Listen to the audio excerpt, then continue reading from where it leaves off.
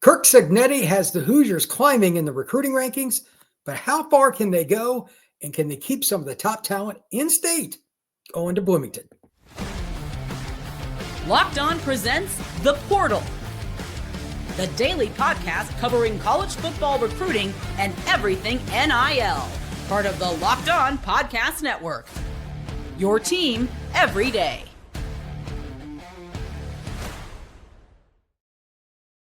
Welcome back into The Portal. I am your host, Brian Smith, longtime college football writer and recruiting analyst. Thank you for making The Portal your first listen each and every day. Truly appreciate you stopping in to talk some recruiting, NIL, and transfer portal. And today's show is brought to you by FanDuel. Right now, new FanDuel customers can get $150 in bonus bets if they win their first $5 bet. Just visit FanDuel.com to get started. To find out what's going on with Indiana Hoosiers, it's pretty simple. We got to talk to our guy that runs all the action over there on Locked On Hoosier, Jacob Goins. Jacob, how you doing, my friend? I'm doing fantastic, man. Even though basketball season may not be going the way we want it to, we got a coaching search happening in Bloomington, so that's kind of exciting, right? And even more exciting is there's recruiting news to talk about in February for Indiana football. It truly is a miracle, Brian. You know that as an IU grad. It's unprecedented times happening right now in Bloomington. Yeah, I did not anticipate ever doing an IU football recruiting podcast in February. But here we are. Yeah, it's when I was growing up, that those would have been words to get you thrown out of the house or something. What is wrong with you? You're mentally ill. But now it's totally different. So that's what I want to talk about first. We'll get into several prospects from the 26 and even one 2027 prospect here in a minute. But the proclamation that I want to make is that Indiana has changed its recruiting strategy. Throughout this podcast, I'm going to talk about that. They have upped the ante. They are now going for players that, honestly, even if they offered them back in the day, it would have been like, okay, yeah, well, that's fantastic. I mean, you just wasted stationery sending that young man an official offer because they're not going to even visit. So now it's different. You go to the playoff after an 11-win season. You go and you beat the crap out of some really good teams. That changes perception. And now they're even getting some looks from East Coast, IMG Academy, etc. Wherever you look, Indiana's got a bit of an in now because they're part of the in crowd. Jacob, were you surprised to see this much? I mean, early last season, I'm sure you thought, okay, well, we need to see a little more. But at what point did you realize they were going to start being able to get in on some of these hot players? Yeah, I mean, I think the reasonable expectations when Curt Cignetti was hired was it can't get any worse, so let's see where it goes. And that was in all aspects of Indiana football, whether it was the on-field product, the fan buy-in, the money investment, or just the recruiting numbers in the high school rankings. And just like that, Cignetti has turned it around to where you have in-state kids, surrounding state kids who are interested in IU. And I've talked about on Locked On Hoosiers several times how it's a domino effect. It really is a trendy business. You know this, to where when you get one or two somewhat big names or big names, right? 3, 4, 5 stars, even if they just give Indiana a look, they all talk, they all know what's going on, and other kids start to think and kind of look around and think, hey, what's happening at Indiana other than the 11-win season that they just had in a college football playoff, right? You were hoping and expecting some recruiting success to come with that. And I think when you started winning games this past season, it was, oh, Indiana's kind of legit. Kids started coming on campus. They wanted official visits. And for home games down the stretch, man, we had dozens of football recruits on campus to watch the football games. A crazy statement here, but that's what was happening. And so it's kind of just been a snowball effect, I think, for Curt Cignetti. And now here in the offseason, you've got kids setting up their official visits for June and July. I've never heard of that here. And kids want to know what's happening in Bloomington, and a lot of them are coming to check it out. Well, if you really think about Indiana football, it just has such a bad history. I'm not surprised that you would look at it that way because I don't really know anybody in the media that doesn't. And we were all shocked towards the end of this year at the Under Armour and everything else. A few kids talking about Indiana, a few of the media members. So we kind of had to add that to our repertoire, like ask about different schools, who's the hot team and stuff. I never imagined it would be Indiana. So first off, hats off to my alma mater for actually figuring out football after a while. It took them long enough. But at the same time, there's the next step. And that's what we're going to talk about from the rest of this point forward on this show. In-state recruiting is key, but you also have to there's certain positions you got to get players.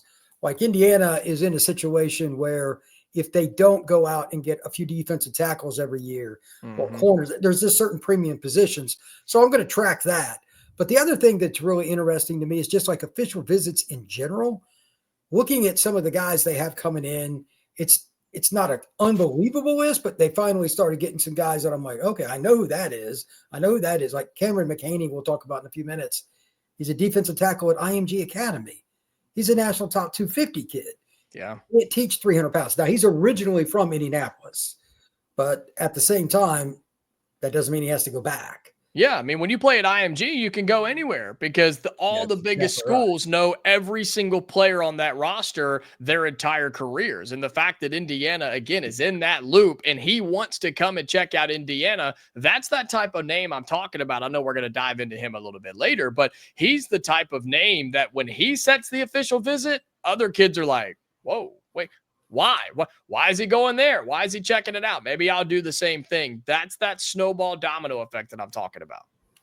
Like there's another example, Benedictine Military School in Savannah, Georgia. They've won multiple state titles. They have kids going all over the country from there. They've got a kid that's a D lineman, is a big time recruit. He's got official visit set up with Indiana. That school is never going to send kids to Indiana.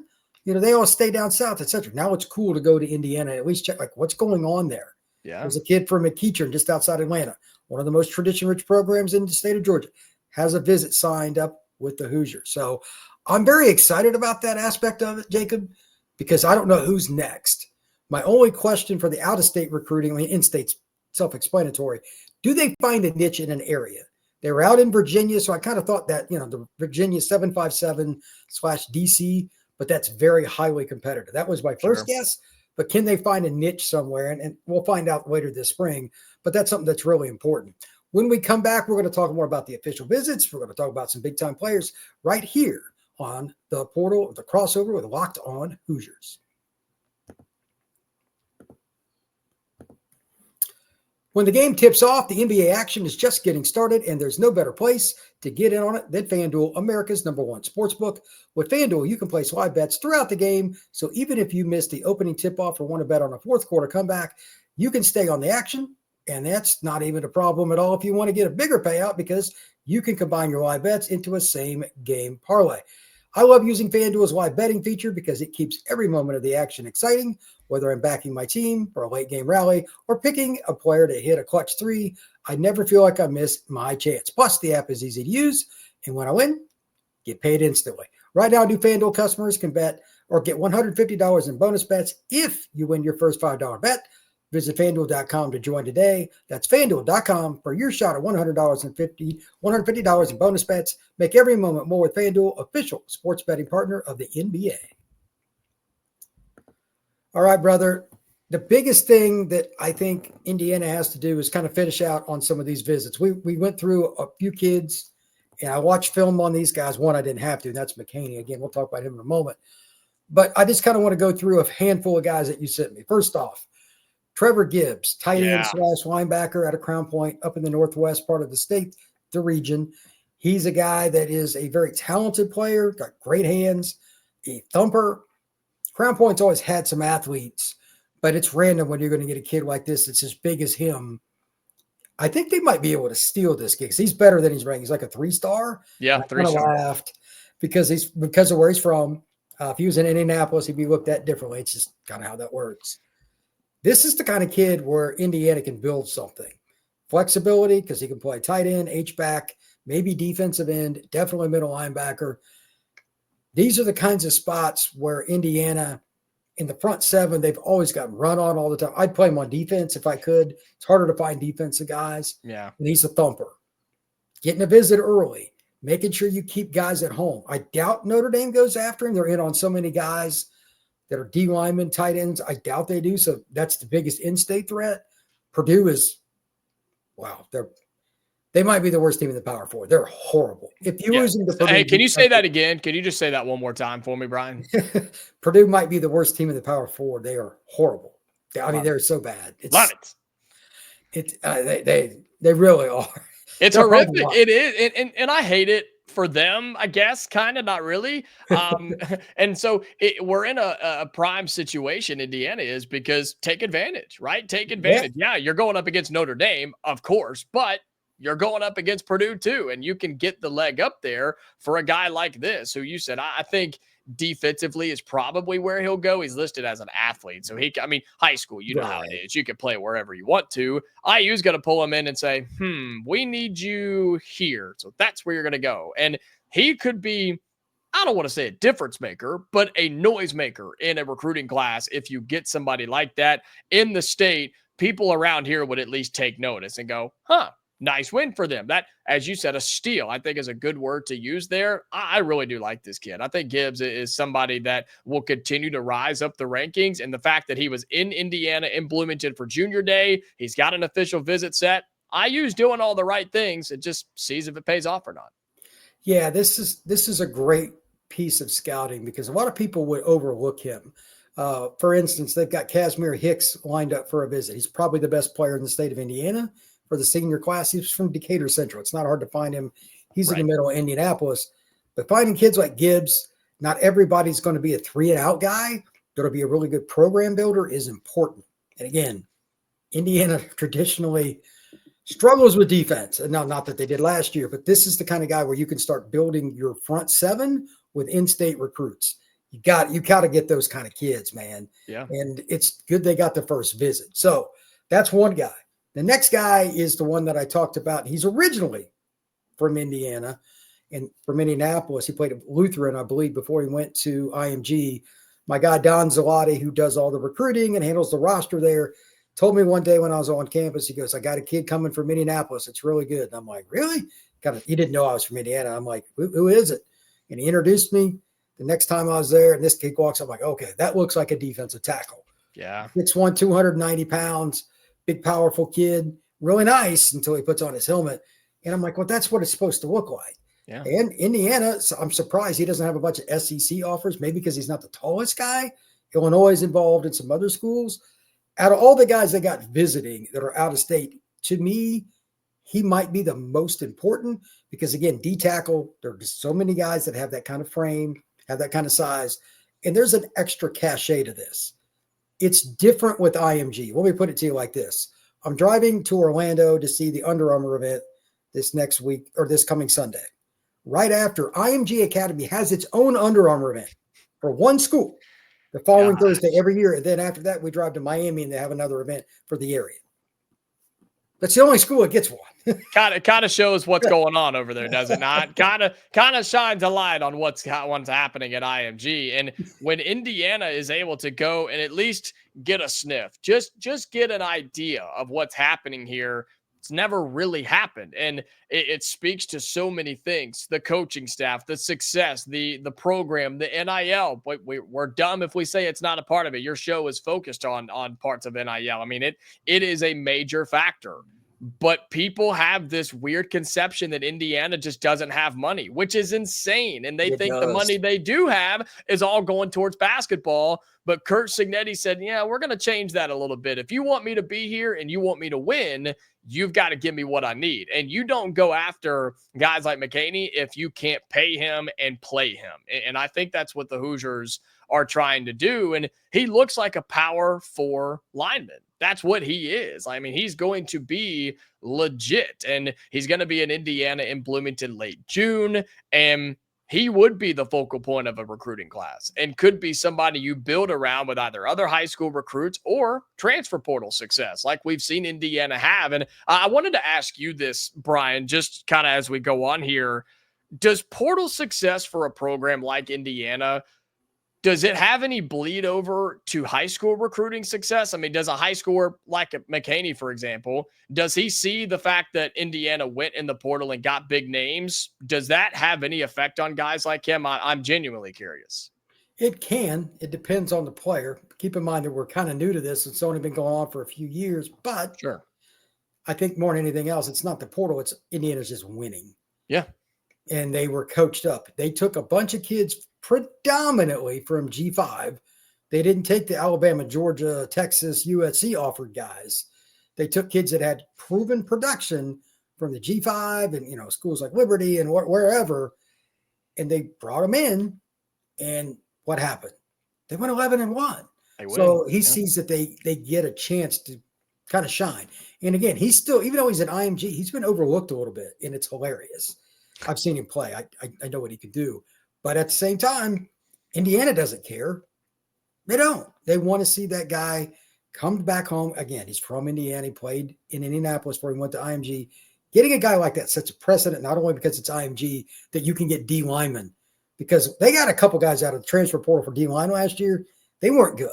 They were really good. That's the difference. Yeah. Indiana gave Notre Dame's offensive line fits, except for the long run by a certain running back who's going to play a very long time in this thing they call the National Football League. They pretty much gave Notre Dame's offensive front fits. It was one of the better run blocking teams in the country. They got those guys out of the portal and immediately got them. So they can pitch to him, hey, if you come here to Bloomington, we'll have multiple years to work with you.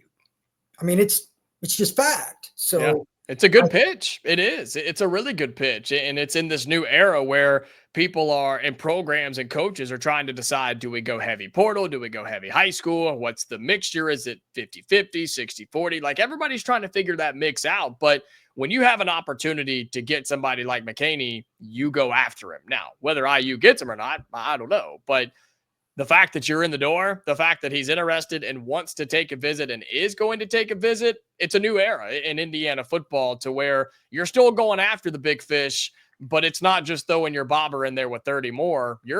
Right now, you're one of the few in the pond, and you have a very good shot at landing somebody like this. I'm confident in that. I am. Cameron McHaney is potentially a program changer up front because if you look at the Final Four teams, what did they have in common, especially O-line?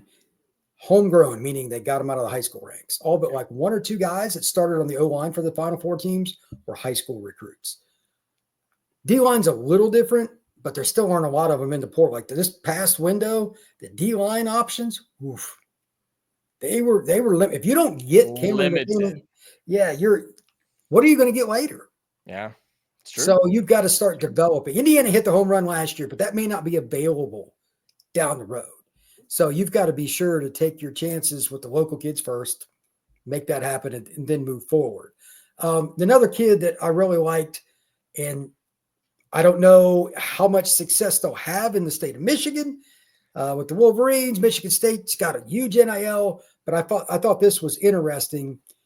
Lincoln Watkins, he's a tight end / he didn't have the kick play outside linebacker, defensive end. He's got Indiana for an official visit June 16th, NC State June 6th, Nebraska June 20th, and he's got some other things. But Indiana's kind of like he was talking about it in an article. Lincoln Watkins is talking about Indiana's kind of new to the party, but they went out and they just kicked the crap out of teams. It kind of proves the point we were just talking about, Jacob. If you're not going to win, it doesn't matter. He wouldn't have had this visit lined up. There wouldn't be an article mentioning Indiana. They had to win first. It's kind of the chicken and the egg, and they got past that, parts with the portal, but now you reap the benefits. Yeah, I mean, breaking news, guys. Players want to win games. It's not all just about the money. They do want to develop, and they do want to win. And you're talking about somebody, you said NC State and Nebraska, right, where he's going to be taking other official visits. And look, I'm sure that list is going to grow. But if Indiana, it's crazy because the winning part is the part they've struggled with for so long. I've already talked about it. You and I have had conversations about the facilities at IU, how they're continuing to upgrade those. Curt Cignetti came in and said, this is what I want. This is how we're going to do it. Here we go. And that is all happening. Now, if you can win consistently, I'm not saying make it to the playoff in year 2 and win 11 games again. Would be great. Talk about recruiting success. It would go through the roof. But just to be competitive, and that really, I just feel like it resonates with a guy like Lincoln, who is a tight end out of Michigan, who could go and play at a lot of Power 4 schools, but Indiana jumped on him early. They're jumping on him often. They're throwing everything at these kids, and they can back it up. That's what Indiana's got for them right now. They can back it up with every aspect of those NIL and winning and development for now. Does that fall off in 3 or 4 years? I don't know. We'll find out. But at least after 1 year, Indiana can talk and back it up. And that is huge in recruiting. You know that. Well, like Nebraska is a tradition-rich program. Before your time, when I was growing up, they were just dominant. Sure. And now they're kind of, we'll see. And it's hilarious to me that Indiana's above Nebraska. Because in the 90s, you could argue they were the best program in America. I mean, they were unbelievable. So that's part of it. And NC State's fallen off. And Indiana, like you and I were talking, their NIL is way better than most people know outside like the Hoosiers fan base. They've got some serious money. And the facilities are actually pretty darn good. Yeah. So I think it'll be, I'm not saying they're Nebraska good. They put everything into basketball or football there. You're not going to win in any other sport, maybe other than wrestling. So whatever. But the point is still the same. You can compete with that now. The question for kids like this, can you steal a few guys like that if Michigan or Michigan State offer? Can you steal a kid out of Virginia if Virginia Tech wants the kid, or out of North Carolina now that Belichick and his girlfriend Jordan Hudson, who's all of a sudden very famous? It's amazing how this stuff happens. We'll have to see. When we come back, we're going to talk about a couple more kids, including getting in on a big-time 2027 prospect. That's here on the crossover Locked On Hoosiers and the Portal.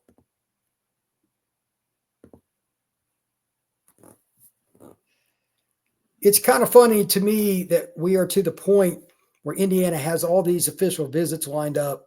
And I was just kind of scrolling before we came on. I mentioned earlier they got Casimir Hicks, who I think is the most important player in the state. I actually talked to Steve Wiltfong. I'd asked him recently, and he said he thought Hicks was probably the best player in Indiana. He still lives in the Indianapolis area. Sure. They've got Brody McWhorter coming in for an official visit. He's one of the best quarterbacks in the South. He's just north of Atlanta. They've done all the little things to get guys from all over. Was there any part of this, even though after they were 11-1, that surprised you with all these visits? I mean, anybody can look this stuff up. Were you surprised at how many kids they got lined up already? I am. Yeah, really. Because of the reputation, right? Because not just the reputation, Brian, but the negative recruiting that happens everywhere across the country. I mean, let's just be real. I mean, programs like Michigan and Ohio State, they haven't had to negatively recruit against IU, but Purdue and Notre Dame have, being in the state, and even the Illinois and the Wisconsins of the world have, when they need to, they throw a little jab and be like, Indiana, really? Are you really thinking about IU? Come on now. Okay, that's right. Come home. Now they really got to say, man, we got to up our game. We've got to compete with Indiana in recruiting, because you and I had a conversation a couple of weeks ago. Indiana's going after offensive linemen in Wisconsin, guys that are built and raised to be Badgers. And Indiana said, yeah, we don't really care. We'll go anywhere at any time and get anybody. And again, this is all whether it happens and works out or not. It's great to get kids on campus. It's great to talk to them in their living room. But if they don't sign on the dotted line, then it's all smoke and it doesn't really matter. But what I'm so impressed by is, yes, the quantity, yes, the quality, but just the work ethic and the process that Indiana's going through, where, again, they'll go to any state. They don't care. They're not. Indiana used to be worried and not even waste their time to go next door or go north, because they were like, well, we're not going to waste our gas to go to Michigan. That doesn't make any sense. But now when they see somebody that fits the program, fits the scheme, and they think could fit the culture, they go talk to them. They go find them out. And I think Indiana is successful in that part. And if some of these kids, when they get to campus, they've had nothing but great things to say, especially about the coaching staff, who has shown them so much love, so much put in a ton of effort and time for them and their families. And you know how that is, Brian. You've got to win everybody over, not just the player himself. And I think that's what is really surprising to me about Indiana so far. Yeah, I mean, they've done that, and they put in the time in all kinds of programs. Another 26 kid, Jaden Williams, linebacker out of Massillon, Ohio, plays at Washington High School, one of the most famous programs in the Midwest and the United States. Indiana got on him early. Now, if Ohio State offers a little bit later, I don't know. Sure. But I love his film. He's a thumper, and he's a kid. You need to get some Ohio kids, even if they're not the elite of the elite. That state just loves football, and it's kind of like Indiana for high school hoops. Those kids are going to get better. That it means something to them. And I'll take kids from Washington High School every day. And I just happen to like Jaden's film anyhow. And they also have other kids from in-state that I'm not sure why they don't have more offers, like Blake Smith from Franklin Community. Franklin, I don't know how Indiana came about it, but they've done such a good job with it all over the place. They have guys lined up for visits. So with that, there is something else that surprised me, and I want to finish up with this. You sent me a name that I didn't know much about, and then I looked into it. Caleb Elkins. He's 2027. Yep. It's one thing to do well with your kids that are going to be rising seniors. This is a kid that's at Warren Central, probably the best program in the state over the last 15, 20 years. And it's a program that has had a lot of success in turning out players to go on to play at major programs. Indiana, Purdue, besides that, Notre Dame's gotten kids, Ohio State's gotten kids, Michigan, etc. He's one of the best players in the state already. He had 6 picks as a sophomore. He fits the profile of a kid that goes to Ohio State or Oregon. He's 6'3", 175 pounds, really good timing. He can hit. But most importantly, if you throw in his vicinity, it's a risk. Yeah. Indiana doesn't get those kind of kids. They already offered him, and they're involved. Now, I think it'll end up being a national recruitment. But if you don't offer early, there's no shot. So they've made the smart move. Sometimes coaches get overzealous and play the cool card. We're not going to just offer you. Please, just offer the kid, get on with it. And again, you need to hit your home state, especially Indy and Warren Central. Again, you can make an argument for other schools. Might be the most successful program in the last 2 decades in Indiana. You need to recruit there. Well, I mean, Indiana doesn't have the status to be like, yeah, we have it down to a science where if we wait X amount of days and we wait for this program to offer, then we'll jump in. Like, no, screw that. Like, Indiana at this point, it's get in and get after as many names as you can. And for Indiana to be the first Power 4 offer for him, that's a big deal. You and I were talking off air before we hit record, and I was asking you, does that still carry any weight? Does a program like Indiana to be the first one to offer a guy like this, does he remember that? This is going to be a long recruitment, and you said it. I think it will blow up. I think every program that's worth something in the country will get on this guy. But will he remember when Indiana was the first one to offer? I think a lot of that has to do with how active Indiana is throughout the recruitment process. As far as I know, they will be active given all the other players they talked to. But I'm curious on how much weight that will carry and if it does end up leading to something special with Elkins signing to Indiana. Yeah, it's a possibility, but it's more than anything else. This is a trend. There's a kid from Northside in Fort Wayne that's a special player and maybe the best player in the state of Indiana, and he's really good. A big receiver is at Lawrence North that I think is an NFL kid in the junior class. He might be the most physically gifted kid in the state. Can you keep any of those kids home? The receiver, like, I have strong vibes. That's a Notre Dame, Ohio State, everybody offer early kind of deal. If they can get one of those kids and add Elkins, then they have turned the corner. At some point, you have to win a mano against the 4 schools that have destroyed Indiana recruiting forever. They're not hard to figure out. They're Penn State, Ohio State, Michigan, and Notre Dame. They don't win those battles. They never win those battles. So if they're going to climb the mountain and be consistent, though, they have to do that. So I kind of want to leave it there. Jacob, any final thoughts on Indiana recruiting right now? It's hot, man. And with the spring coming up, right? You obviously spring practice, you'll have portal. I mean, you'll have so much going on for Indiana, and recruiting, I feel like, is all of that combined with practices, with the portal, with NIL. I mean, there's so much involved with that. It's hotter than it's ever been, which for historical sakes doesn't say a whole lot, but I think it's only going to get better if Indiana can continue to keep winning on the field. Watch out. I think a sleeping giant could be brewing in Bloomington right now. They have a chance, and they've got the facilities in NIL. So this kind of fun to see a different team kind of rise to the top. Doesn't hurt for me that it's my alma mater, but that's right. Another story. Anyway, thank you very much for coming on the show, Jacob. Tell everybody where they can find your work. Yeah, if you're watching or listening on the portal, you can check it out on Locked On Hoosiers as well. We'll have it for you there on our YouTube channel and the audio pass. And so, yeah, be sure to check it out. If you want more Indiana content, Locked On Hoosiers, your daily spot for all things Indiana athletics. Same here. You can find us on Apple, Spotify, Amazon Music, all over the place. On YouTube, just search LO-the portal. I'm absolutely loving doing this channel. It's a lot of fun. So everybody have a good one, and we'll see you again soon.